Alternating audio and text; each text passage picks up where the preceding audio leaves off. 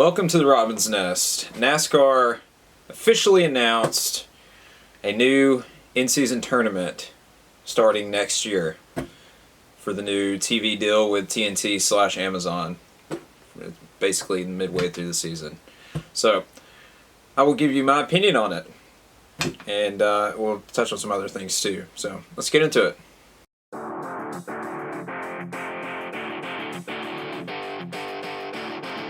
So NASCAR has a new TV deal starting next year.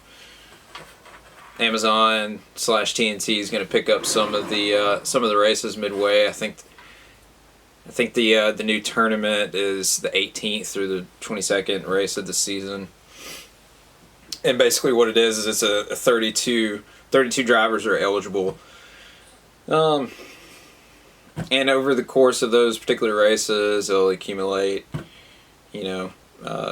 standing and brag, just like any other bracket in any other sport, like the NBA. And anyways, whoever wins at the end of it gets an extra $1 million. It's basically the gist of it. But it's absolutely the dumbest thing I've ever heard. Okay, so this is not news. If you jump on social media, Twitter, X, whatever you want to call it, and you read the majority of the comments when it comes to this particular subject, the majority of the fan base that's left, because they have a decent fan base, but compared to what it was 20 years ago, it's barely half of what it used to be. It's been all self-inflicted, 100%, for stupid things like this, like the tournament. So they want, at the end of the day, they want those races to be more interesting, because when you get to the middle of the season, most people have already become bored at that point and they don't care. Plus, it's the regular season, and that section of the season, it doesn't, in the grand scheme of things, it doesn't really mean anything. Other than if you have a new driver win, he gets an automatic berth into the playoffs. Okay? All of that is stupid. All of it. Okay? Most people want the playoffs to go away. Okay, but NASCAR, in their infinite wisdom, decided to double down on that and give us a tournament to make the end of the regular season more interesting, I guess is the idea. But the easy fix is just to get rid of the playoffs. You don't have to worry about a tournament. You don't have to worry about any other gimmick.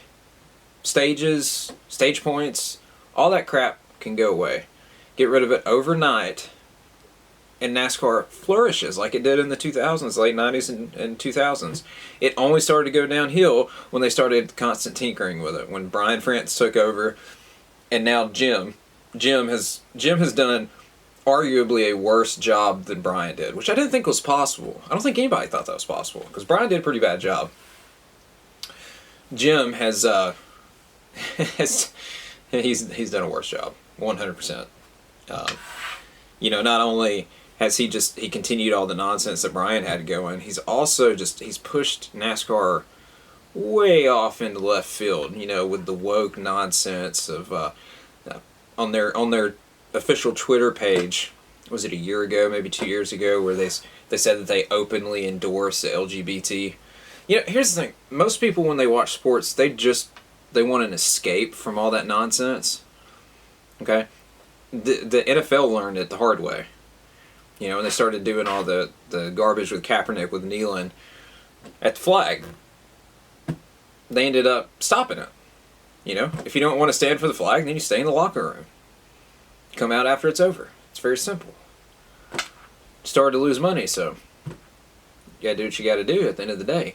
NASCAR has never learned that lesson. They continue to shoot themselves in the foot.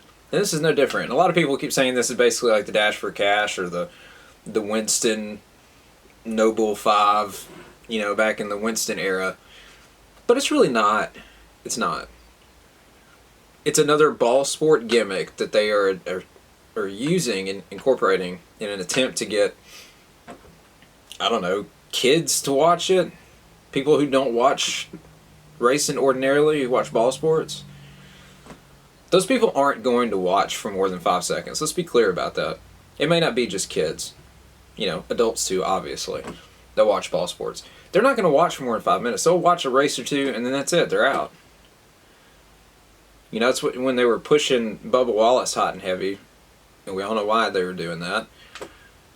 They were trying to appeal to people who didn't watch the sport, and the overwhelming majority of people that tuned in for Bubba are the same kind of people. They're not going to watch for more than 5 seconds, and they're going to move on.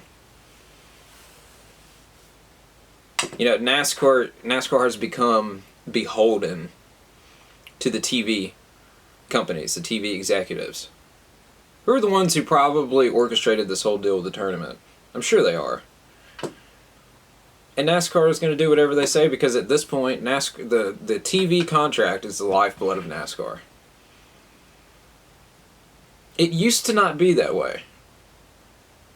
But they're so bad off now that without those TV contracts, there's no NASCAR.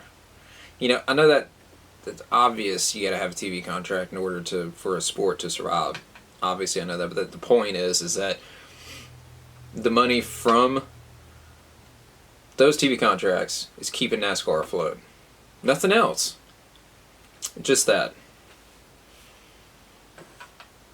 And it's sad to see. It really is. But, you know, when you have people like Steve Phelps, Jim France, and even Elton Sawyer, which I never in a million years would have imagined that Elton would end up being the circus clown that he's become. You know, Elton, for those who don't know, used to race in the 90s and in the early 2000s in NASCAR. He's married to Patty Moise, who also used to race in NASCAR. Yet he pushes the same nonsense. I don't get it. I really don't. On another front, though, Indycar announced that Mid-Ohio is going to be the first date for the hybrid units being used, which is interesting. We all knew it's coming. Everything's moving hybrid. Eventually down the road, probably all be electric. I hope not. I really hope not, because all those people who are bitching and moaning about the carbon footprint, okay, there's alternative fuels that can be used that slash that in half, okay? But the carbon footprint thing in the first place is annoying, because everyone in the West wants to complain about climate change and pollution and everything that we're doing is destroying the planet. Meanwhile, you have places like India and China who are the worst offenders when it comes to pollution. They're not changing anything.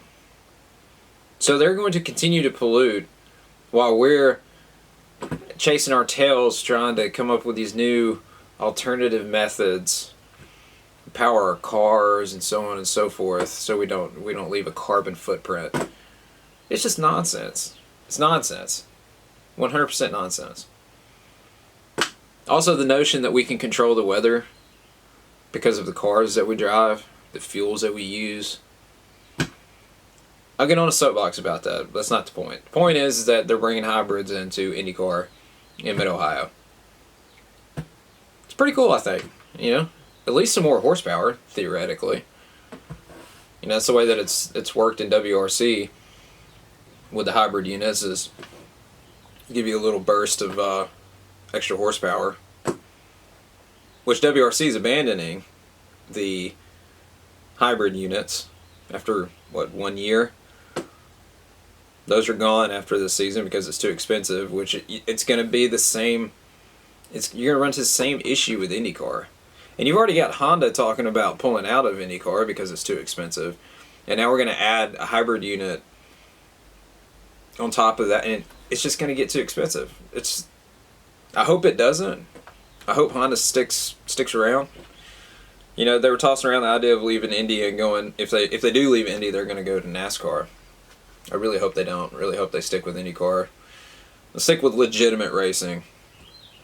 NASCAR hasn't been legitimate in 15, 20 years, so let's just stick with IndyCar. And another note on the NASCAR front, Sonoma, Cam Waters announced that he will be making his first Cup start for RFK, Roush Fenway Keselowski, in their third car, the 60 car. Same car David Reagan run at Daytona. Those of you who don't know, Cam Waters is he's Australian. He races in the, I think he's Australian. He may be Kiwi. I'm not sure. But he races in the Repco Supercar Series in Australia. You know, same series that SVG come from, Marcos, Ambrose. And so anyways, he's going to be making his first Cup start at Sonoma, which is awesome. I want to see it. I hope he doesn't come to America permanently and race in NASCAR, because he's got a heck of a future in supercars. I mean, the guy's good as long as Tickford can give him a car that can run up front. He's shown when they can do that, when they can deliver, he can deliver and get wins with the car. So I hope he stays, but given the way everything's been going lately, I don't see it. There's more money in NASCAR. There's no doubt about that. I mean, as a driver, there's way more money. So that's at the end of the day, that's what it's all about. So it's interesting. Also, another I guess rumor. It hasn't been confirmed yet, but Will Brown's being courted by Richard Childress to take Brody Kostecki's place in the 33 in a handful of races this year, since Brody decided to flake on everybody. And another Repco Supercar driver, champion actually from last year, Brody was. Will Brown's leading the points now. He took Shane's place at Triple Eight Engineering, and so yeah, Brody just decided to.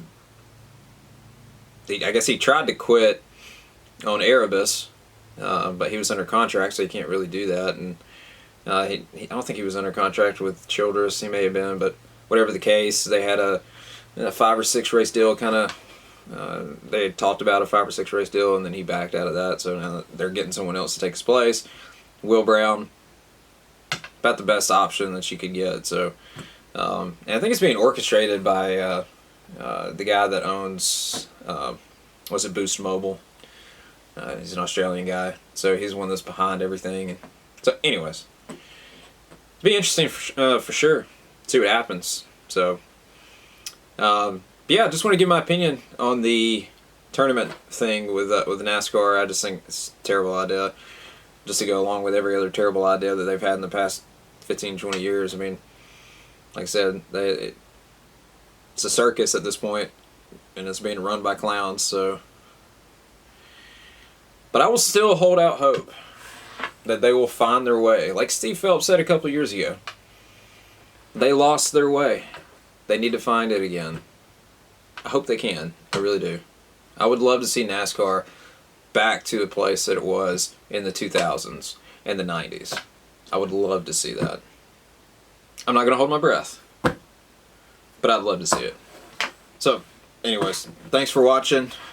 If you would, like, subscribe, turn on notifications so you don't miss any of our videos. We're going to keep doing crash compilations, bad combinations with NASCAR rides and team owners, ones that haven't panned out over the years. We've already uploaded several of those, so go ahead and check those out. And there will be more to come, for sure. So, like I said, thanks for watching. Appreciate it, and see you next time. Peace.